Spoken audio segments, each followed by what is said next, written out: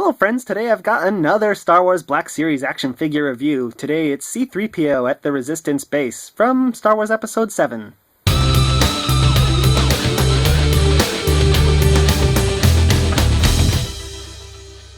Here of course is C-3PO out of his package, and while I'm pretty happy to finally have a C-3PO figure because I've been waiting for this guy for a long time, I'm a little disappointed because this is just the Force Awakens C-3PO. And there is a original trilogy 3PO out there, but I've yet to find it, and that's the one I really want, of course. But this guy is alright. His sculpt, I can't find anything to complain about with the sculpt. This looks like C-3PO. Yep, that face more or less looks like C-3PO. I mean, the eyes, they got the little lights in the eyes, right? There should be these sort of grid lines that his eyes have in front of them, but I don't expect Hasbro to get details that are that tiny. The wires in his torso there, those are all sculpted. That's really impressive work, Hasbro. A lesser company probably would have just painted them on. And then the last thing I like to mention about the sculpt is these little rods. They are sculpted on the peg that runs through the knee joint, so they move separately from the shin and the thigh when you bend the knee, which is great engineering on Hasbro's part. Good job there, Hasbro. So sculpt, pretty great.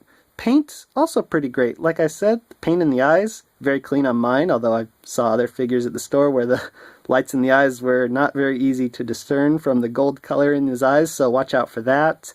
The paint on these wires is very good. These wires are actually, surprisingly, pretty accurate to how his suit looked in The Force Awakens. There really was this big white wire going across in a shape that looked like that, and a multicolored wire that goes across like that right there. I mean, they were more detailed in the movie, obviously, but like I said, I don't expect Hasbro to get the tiniest of details on their figures.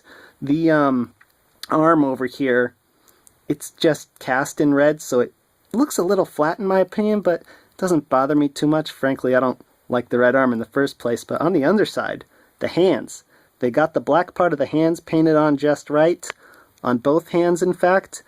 I mean, there were more details in the movie, like these little colored wires that go from the square parts of his hand up to the gold fingertips. But like I said, I don't expect Hasbro to get that. I'm actually very impressed that they got the black paint on the underside of both of his hands, the lights in the eyes, and all those multicolored wires in there. They have a white, blue, yellow, red, and green. That's 5 different colors. They could have skimped out and just done like red, white, blue, and then get like a patriotic 3PO, but they didn't skimp out. The sculpt and the paint are great on this guy as far as I'm concerned. Articulation, however, is another story. For articulation, C-3PO has a ball joint head that's on a hinge, and that ball joint doesn't really help him get much side-to-side movement. You mostly have to rely on the hinge to get him anywhere up or down, or if you twist him, then you get some side-to-side, sorta. It's mostly the hinge that helps him, but I don't fault Hasbro too much, because the bottom of C-3PO's head kind of makes him moving around on a ball joint kind of hard, the way it's designed with his chin going all the way towards his neck like that. On the torso, he has a diaphragm joint. Don't bend it up too high, because then you see where the wires end, both on the front and the back. But, you know, that doesn't bother me, frankly. I'm very impressed with the range of the diaphragm joint. It's the arms that really bother me.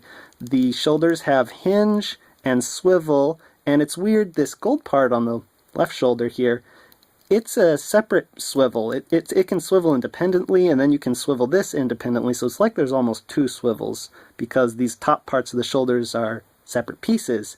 But my main complaint is I feel this hinge on the shoulder actually is in the wrong direction. I mean, you bend him this way, you can't bend it that way. The hinge should be allowing him to move this way, not that way, because where's he moving his arm to?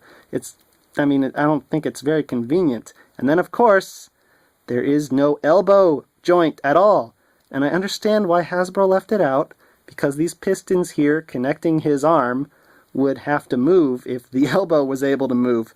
But it just bugs me. I understand why Hasbro did it, but it still kind of bugs me, because that in combination with these weird shoulder joints make his arms so hard to pose. Like, you want to be able to get him so he can kind of have his elbows at his sides a little more, but you can't do it. The wrists are hinge and swivel. They're fine, no problems there. The legs are great, no problems here. The hips are on ball joints. Where this metal plate ends, it hides a swivel. The knees are single joint. They can get close to 90 degrees. I like how this rod is part of the peg, like I said before. and the feet are hinge and swivel.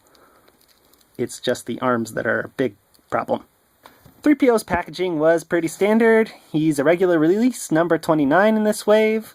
Let's get him out of there and out of his tray. That was very easy. For accessories, C-3PO comes with this big old gun, which is weird because I don't remember how. I'm just kidding. He doesn't come with any accessories. Now you're disappointed. Now you wish he at least came with a gun, even though it doesn't make any sense. Force Awakens C-3PO is actually pretty short. He just barely makes it to 5 3/4 inches tall. Here he is with a standard stormtrooper, his old pal Luke, and of course his droid friends R2-D2 and BB-8. Finally, here's what he looks like next to figures from other 6-inch lines, and wow, he is pretty short, I guess. But he looked good with the droids, right? C-3PO is a decent figure. He's not without his faults, though. I know some people are going to complain that he's too small, and while he is shorter than what I imagine C-3PO to be, he looks good next to R2-D2, and that's all that matters to me.